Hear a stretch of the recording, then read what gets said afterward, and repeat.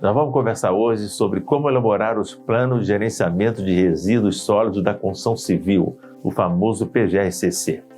Eu sou o engenheiro Fernando João Rodrigues de Barros, sou engenheiro civil, especialista em planejamento e gestão ambiental, sou mestre em engenharia de edificações e saneamento, auditor e perito judicial ambiental e sou responsável técnico pela Master Ambiental. As obras de construção civil acabam gerando muito entulho, muito resto de obra, vão enchendo as caçambas e aí fica um problema. O que fazer com esses resíduos? O que a legislação exige em relação a isso? Os resíduos da construção civil são classificados pela legislação, primeiro em classe A. Classe A são aqueles resíduos reutilizáveis ou recicláveis, como agregados. Por exemplo, restos de concreto, de massa, de tijolo, são resíduos que depois podem ser transformados, triturados, voltar a ser resíduos de construção civil. O classe B são os resíduos recicláveis. Por exemplo, que a gente já conhece bem, saco de cimento vazio não pode ficar molhar, não pode molhar, senão ele perde valor econômico, né? Ele tem que ser separado corretamente.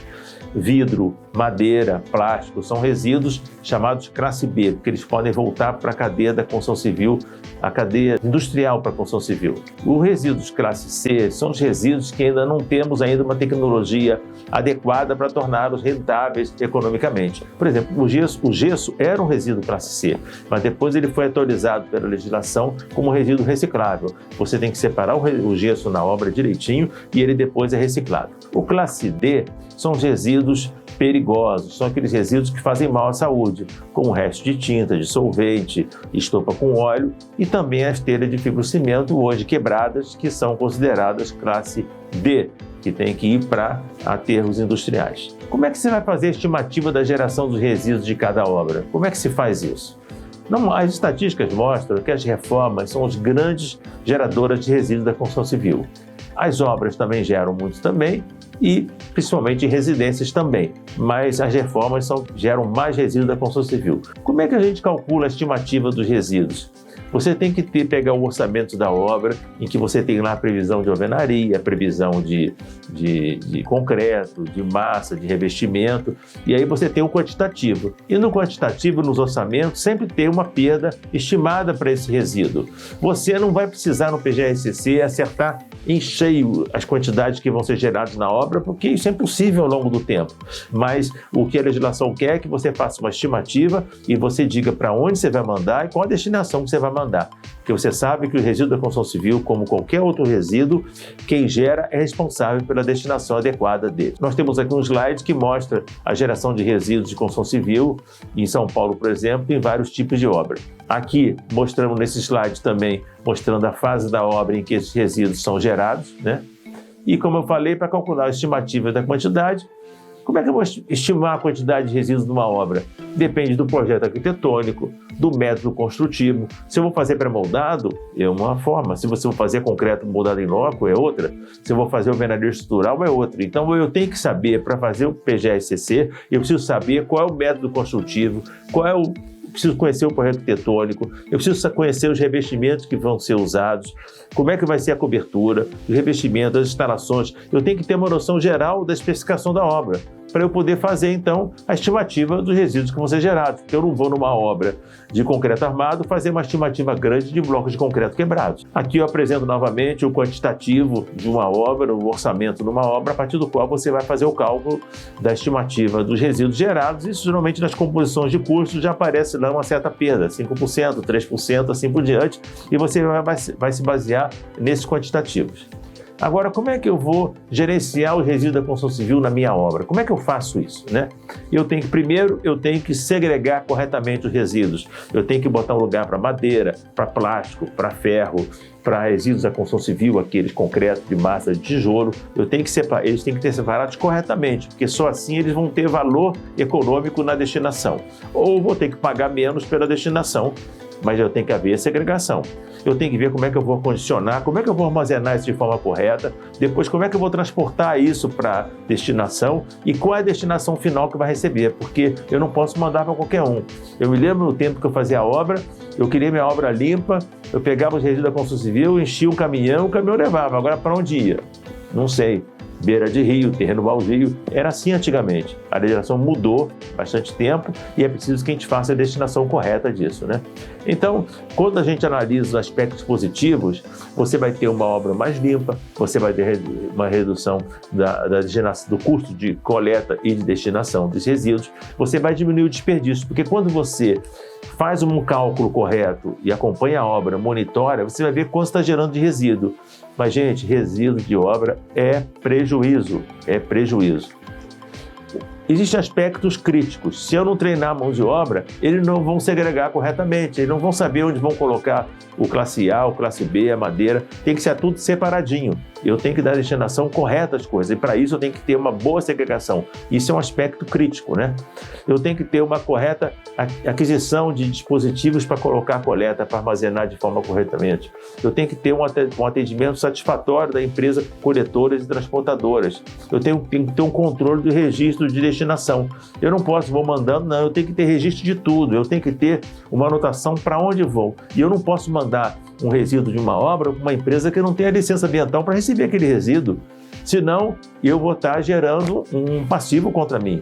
Eu estou gerando um crime ambiental, porque eu lembrei, quem gera o resíduo é responsável pela destinação. Se você manda o resíduo para uma empresa que não está habilitada, você vai pagar o pato, porque você é responsável por isso. E você tem que anotar tudo, você tem que ter um registro disso tudo, porque se vier uma fiscalização, está aqui. Eu tenho aqui o comprovante da destinação de todos os meus resíduos.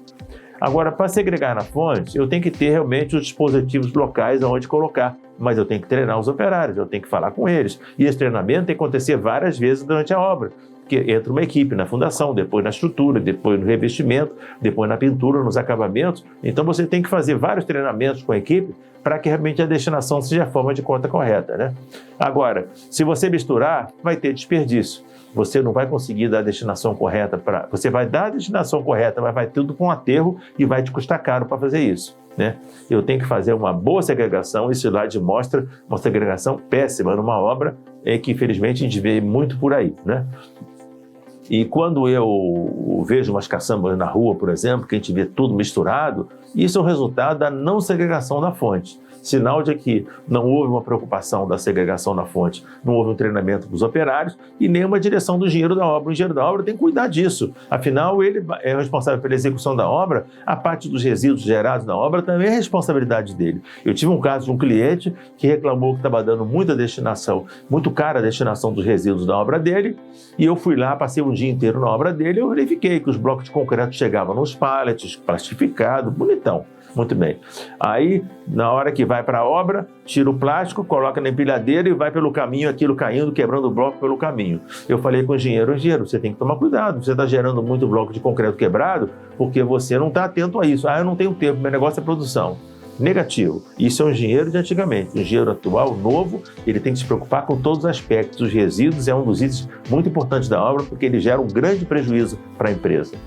Aqui estou mostrando também para vocês outras caçambas com a destinação errada dos resíduos, na medida que estão separados, misturados, e isso vai dar um problema sério na destinação.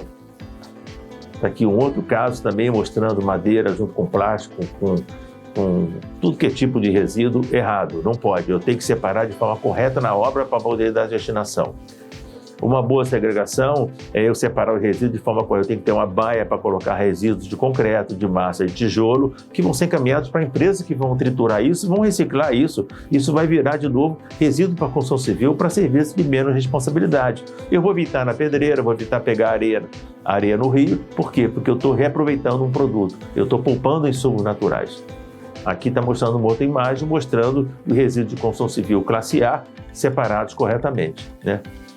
A não segregação na fonte, eu estou gerando um passivo ambiental, porque isso vai dar onde for destinado, vai dar problema ambiental, não garante a destinação adequada dos resíduos, inviabiliza a produção de agregados reciclados. Se eu misturo rédio de concreto com massa, com madeira, com ferro, com plástico, pronto, é um desastre. Eu não posso fazer isso, tem que separar de forma correta isso. E também acaba gerando uma inviabilidade econômica, porque eu vou ter um custo para a destinação maior que se eu fizer uma separação correta. Como é que eu faço bem feito? Eu tenho que ter boas estruturas para segregação, eu tenho que treinar meu pessoal e eu tenho que aprimorar o processo. Eu tenho clientes que eles geram uma quantidade de resíduos, eles monitoram quanto eles estão gerando de resíduo e eles fazem uma meta. No ano que vem eu quero reduzir em 5% a minha geração de resíduos. E isso tudo é possível, né? é a evolução das boas práticas de resíduos de construção civil. Diferente do que era antigamente, com entulho de obra, parecia uma coisa inevitável, tem que ter mesmo. Não, isso é falta de projeto compatibilizado, isso é falta de mão de obra não treinada, é uma série de coisas erradas que fazem com que haja um aumento de desperdício muito grande da construção civil.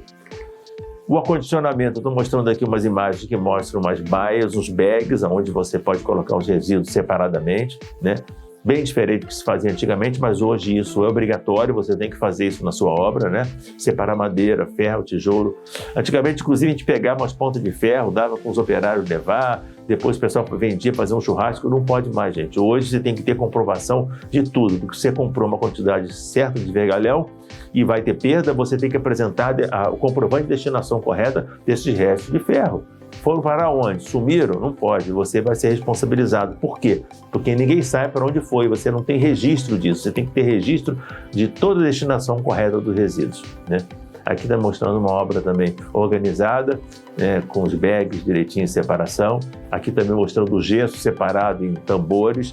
Todo o gesso separado não pode estar misturado com o outro, senão depois não vai dar reciclagem para o gesso. Os benefícios de uma segregação de resíduos correta é uma obra mais limpa, a redução dos custos de destinação. É um outro mundo. É importante que se preocupe realmente com a destinação correta e a segregação correta dos resíduos. O transporte também dos resíduos, eu não posso mandar qualquer um pegar, pega um caminhãozinho e leva não sei para onde, não pode mais assim. Ele tem que ter licença para transportar, tem que ter uma licença ambiental para fazer o transporte. E se for resíduo classe D, então, pior ainda, porque resíduo classe D são aqueles perigosos, aqueles que fazem mal à saúde dos seres humanos e dos animais. Então, eles têm que ter uma licença especial para poder transportar resíduos classe D e a destinação tem que ser para aterros industriais. Vamos falar um pouquinho sobre a destinação final agora. Aqui está um exemplo de uma destinação totalmente irregular, que a gente vê muito por aí, infelizmente, no nosso país, né? Outras imagens mostrando destinações erradas, em que se joga resíduos em qualquer lugar, na beira de rua, em qualquer lugar. Isso é um absurdo, isso acontecer ainda, e as construtoras e quem constrói de forma séria tem que se preocupar com isso, isso não pode acontecer de jeito nenhum. Isso aqui está mostrando uma imagem de um reciclador de gesso, mostrando com o equipamento que ele pode reciclar o gesso. Aqui tem outra imagem mostrando também. Isso tudo evoluiu. O gesso antigamente não era resíduo reciclável, hoje era um resíduo reciclável. Mas ele tem que estar, todos os pedaços de gesso tem que estar bem separadinhos para poder viabilizar a sua reciclagem, né?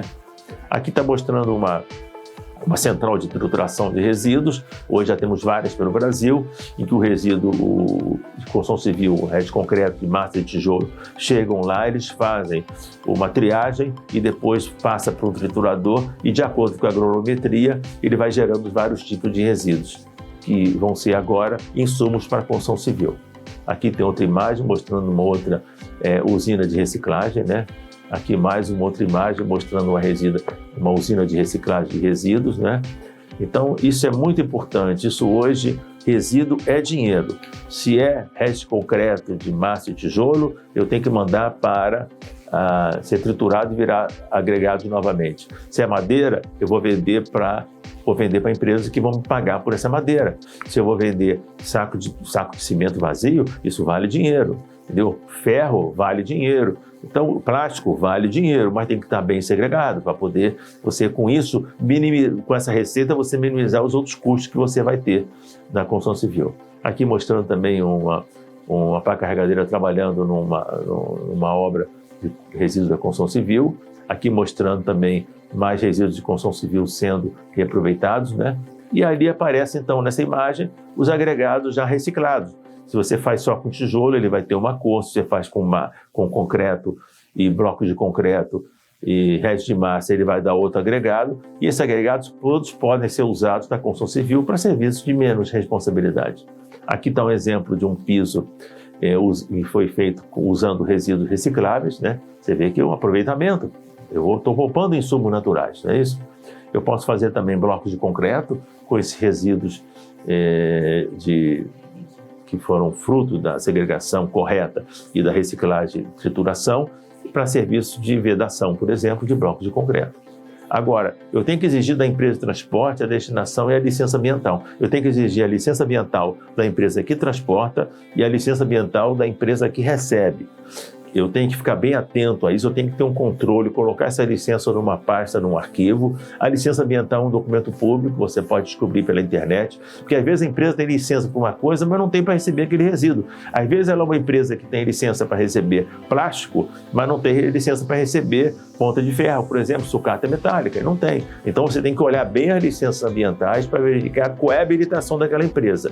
E outra coisa, é bom de vez em quando você ir lá na empresa ver se eles estão trabalhando corretamente, porque às vezes eles têm licença, mas estão fazendo tudo errado lá. E na medida que eles derem destinação errada, vão perguntar de onde está vindo isso aqui? Ah, está vindo daquela construtora A. Conclusão, você pode ser multado por conta de estar mandando para alguém que não está licenciado ambientalmente. Uma reflexão que eu faço, né?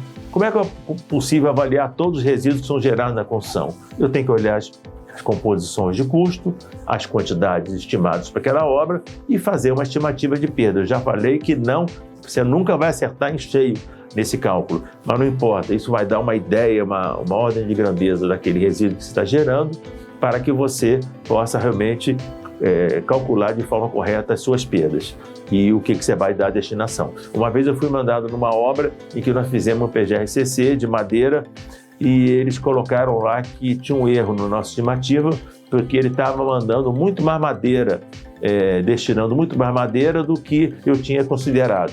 Eu falei o seguinte, olha aqui, deixa eu ver, vocês compraram 50 metros cúbicos de madeira. Como é que você pode estar destinando 100 metros cúbicos de madeira? Você comprou 50, como é que você está destinando 100? Ah, é que eles não fazem o controle. Eles confiam na informação de quem recebe o resíduo da quantidade que está indo, repara? Muitas vezes a madeira vai engastalhada também na caçamba e aparentemente dá uma informação maior do que devia. Então, na verdade, se você tem uma compra de madeira X, você vai estimar quanto vai ter de perda. Muitas vezes a perda é muito grande, mas você tem que fazer um cálculo estimado do que vai acontecer isso. E quando você não tem um orçamento detalhado da obra? Eu só tenho o projeto de arquitetura, como é que eu saio dessa? Tem jeito, você vai ter que fazer uma estimativa. Você é engenheiro, arquiteto, você tem que fazer uma estimativa. Você imaginar um prédio, uma estrutura de concreto armado, com isso você vai considerar o número de lajes e a área de lajes, você vai fazer uma estimativa do volume de concreto dessa obra, do volume de formas, da quantidade de ferro, né? 60, 70 quilos de aço por metro cúbico, você vai fazer um cálculo para poder estimar a quantidade. Se tem um projeto de arquitetura, você vai poder calcular a vedação, certo? É a forma que você, como engenheiro arquiteto, é muito mais fácil se tiver o orçamento da obra, mas se você não tiver, você tem que usar a criatividade e seu conhecimento, né? Então, eu teria que, a partir de um projeto arquitetônico, elaborar um orçamento mais detalhado possível, com medição dos serviços, especificações, e nas mãos estimar com isso a perda que vai acontecer, né? E como é que eu separo? Como é que eu armazeno corretamente os resíduos? Eu já expliquei para vocês têm que ter baias separados para cada tipo de resíduo. Como fazer com que os colaboradores façam a segregação correta? Treinando, orientando os trabalhadores. Os trabalhadores são seres humanos que pensam também, refletem e têm cérebro. Você não pode falar assim, você é obrigado a colocar assim. Não, isso não funciona. Ele tem que entender o porquê que você é preciso fazer daquela forma. Se você explicar o porquê, ele vai entender e ele vai fazer de forma correta. Eu tenho clientes, por exemplo, que têm câmeras de vídeo nas baias de resíduos, de forma a... O próprio funcionário sabe que ele está sendo vigiado, então ele vai procurar colocar da forma correta. Se ele não souber, vai perguntar ao encarregado, vai perguntar para onde vai colocar aquilo, mas um treinamento bem feito, ele vai ter capacidade de saber onde vai colocar. Agora, a quem eu vou destinar os resíduos corretamente segregados na obra? Eu vou encaminhar para empresas que têm a licença ambiental para receber aquele tipo de resíduo, não é? E também eu tenho que ter a licença de transporte. Não pode ser qualquer um pegar, arranjei um cara aqui que vai levar lá, não faça isso. Acontece um acidente com esse caminhão no caminho, você vai pagar o pato, porque quando perguntarem de onde vem resíduo, vão dizer que veio da sua construtora, né? E quem está autorizado a receber os resíduos tem que ter licença ambiental para poder receber aquele tipo de resíduo, né? Então, eu estou colocando de uma forma geral aqui a importância do plano de gerenciamento de resíduos da construção civil e as providências importantes que têm que ser tomadas. Eu apresento também aqui um roteiro de um PGR-CC. Hoje nós temos PGR-CC online, por exemplo, em São Paulo, em outros lugares, outros ainda são em papel. Mas, basicamente, as informações são as mesmas. Eu tenho que definir quem é o empreendedor, né? Se é pessoa jurídica, se é pessoa física, quem é o responsável técnico pelo empreendimento, né? Quem é o responsável técnico pela elaboração do plano? Repara, alguém elabora o plano. mas quem vai executar o plano é uma outra pessoa, geralmente é o engenheiro da obra. Então, é igual você fazer um projeto de arquitetura. Eu faço uma arquitetura, entrego lá. Agora alguém vai assinar uma RT para poder executar aquela obra. Mesma coisa. Você fez o plano, entregou para a construtora. Ela vai aprovar aquele plano. Agora, a implementação é do responsável técnico da obra. Se houver uma destinação errada, quem vai pagar o pato é o responsável técnico pela execução da obra que não acompanhou a destinação correta dos resíduos. Para elaborar o PGR-CC, você vai ter que caracterizar o empreendimento, dizer a localização onde ele está situado, o número de trabalhadores estimados, quantos terceirizados, qual é o cronograma da obra e da execução do PGR-CC, que você tem que considerar que no seu PGR-CC você tem que considerar treinamento. Na caracterização do empreendimento, você vai ter que botar a localização, o endereço correto, né? Georreferenciado, o número de trabalhadores, incluindo os terceirizados, e você vai apresentar o cronograma da obra, e nesse cronograma qual é a sua previsão da geração dos resíduos durante a obra. Você vai ter que codificar os resíduos que vão ser gerados por classe, por tipo e da etapa da obra que ele é gerado, né? Como eles vão ser acondicionados, como é que vai ser a coleta interna, como é que vai ser o armazenamento temporário, como é que vai ser a destinação final e a capacitação dos operários e trabalhadores. Então, isso que eu queria colocar para vocês, eu dei uma ideia mais geral para vocês, mas no futuro nós vamos fazer um curso específico sobre isso, mais detalhadamente, para que vocês possam realmente fazer o plano de gerenciamento de resíduos da construção civil da sua obra. Obrigado pela atenção.